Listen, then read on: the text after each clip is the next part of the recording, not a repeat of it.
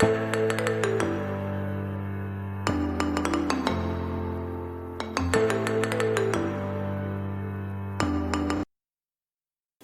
اللہ الرحمن الرحیم۔ German workers party 5 جنوری 1919 کو وجود میں آئی۔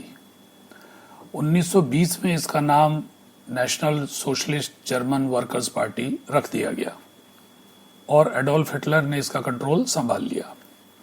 ہٹلر کے بدنام زمانہ 25 نکات میں مذہبی تعصب نمایاں تھا۔ اس نے جرمنی میں آباد یہودیوں سے جرمنی شہریت کے حقوق چھین لیے۔ اس کی سیاست کا دوسرا اہم ستون عظیم تر جرمنی تھا، جس کے لیے وہ ارد گرد کے ممالک کی سرزمین پر قبضہ کرنا چاہتا تھا۔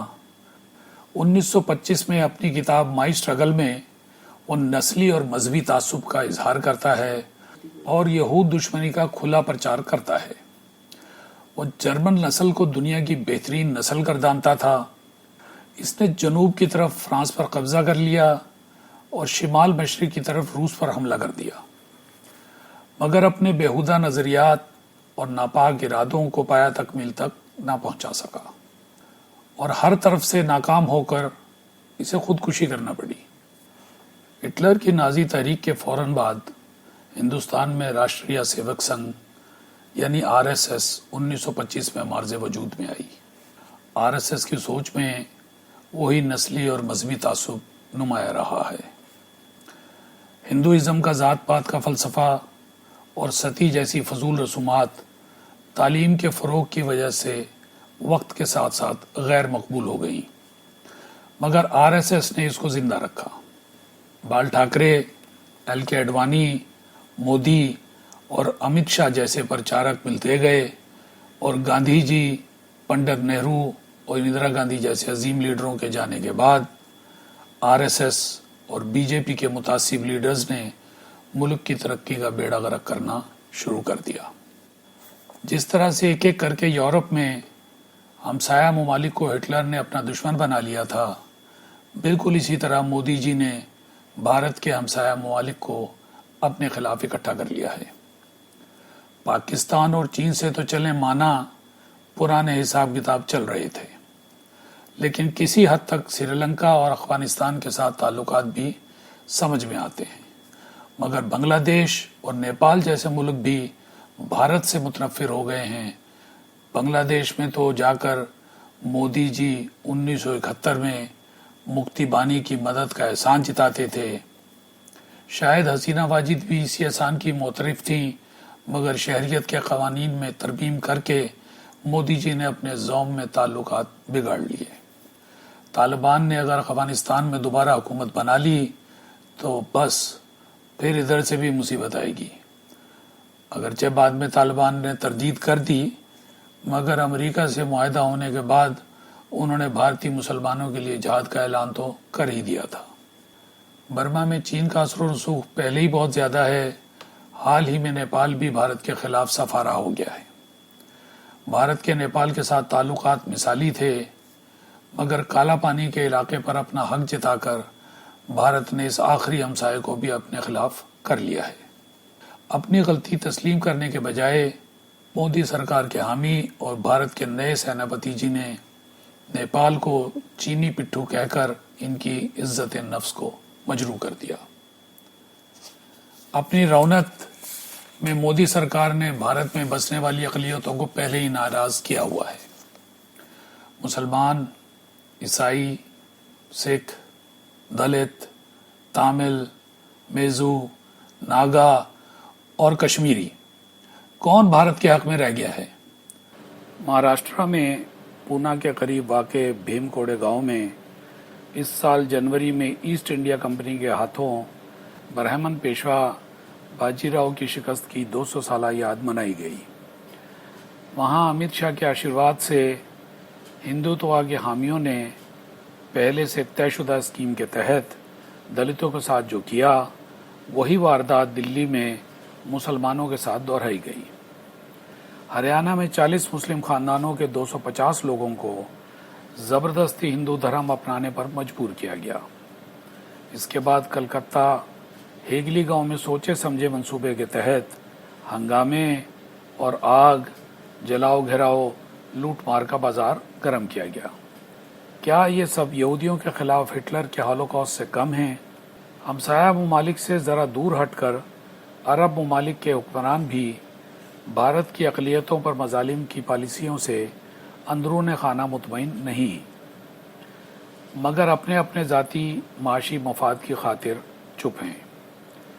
ہٹلر کی طرح مودی سرکار کے لیے بھی فی الحال ان ممالک کے حکمران خوش آمدی پالیسی اپنائے ہوئے ہیں، مگر عرب ممالک میں عوامی سطح پر لوگ بھارتی مسلمانوں پر ڈھائے جا رہے مظالم سے خوش نہیں ہیں اور بھارت کے خلاف نفرت بڑھ رہی ہے۔ موجودہ بی جے پی حکمران بھارتی سیکولرزم اور جمہوریت دونوں کا بیڑا غرق کر رہے ہیں۔ عالمی اداروں، اقوام متحدہ کے سیکرٹری جنرل اور فرقہ پرستی کے ایڈوائزر ایڈم ڈینگو بھارتی پالیسیوں کے خلاف بیان دے چکے ہیں۔ آر ایس ایس والوں نے کچھ حملے عیسائیوں پر بھی کیے، مگر امریکہ اور دیگر مغربی ممالک کی طرف سے تنقید کے بعد خاموشی اختیار کر گئے۔ بھارت کے پہلے وزیر اعظم پنڈت جواہر لال نہرو ہندوتوا کے فلسفے کے سخت خلاف تھے اور انہوں نے متعدد مقامات پر اس کا اظہار کیا ہے۔ اسی طرح اندرا گاندھی بھی کسی حد تک اس فلسفے پہ یقین نہیں رکھتی تھیں، مگر کانگریس کے کچھ ادوار میں ایسے کام ہوئے جیسے نرسمہا راؤ کے دور میں بابری مسجد کا گرایا جانا، لیکن اس حکومت نے تو تمام ریکارڈ توڑنے کی قسم کھا لی ہے۔ 1925 میں جب آر ایس ایس بنی تھی تو اس وقت تک محمد علی جناح اور علامہ اقبال متحدہ ہندوستان کے حامی تھے، مگر آر ایس ایس کے بنتے ہی فلسفی شاعر علامہ اقبال کی بصیرت نے خطرے کو بھانپ لیا تھا۔ اسی سال 1925 میں کہے گئے کچھ اشعار میں اقبال نے ہم ہندوستانیوں کو خطرے سے آگاہ کر دیا تھا، مگر شاید ہم نے غور نہیں کیا۔ وطن کی فکر کر ناداں مصیبت آنے والی ہے، تیری بربادی کے مشورے ہیں آسمانوں میں، نہ سمجھو گے تو مٹ جاؤ گے اے ہندوستان والو، تمہاری داستان تک نہ ہوگی داستانوں میں۔ آج بھارتی مسلمان سوچنے پر مجبور ہیں کہ شاید اقبال اور جناح ٹھیک کہتے تھے۔ انہوں نے ہندوؤں پر اعتبار کر کے غلطی کی، مگر وہ مایوس نہیں ہیں۔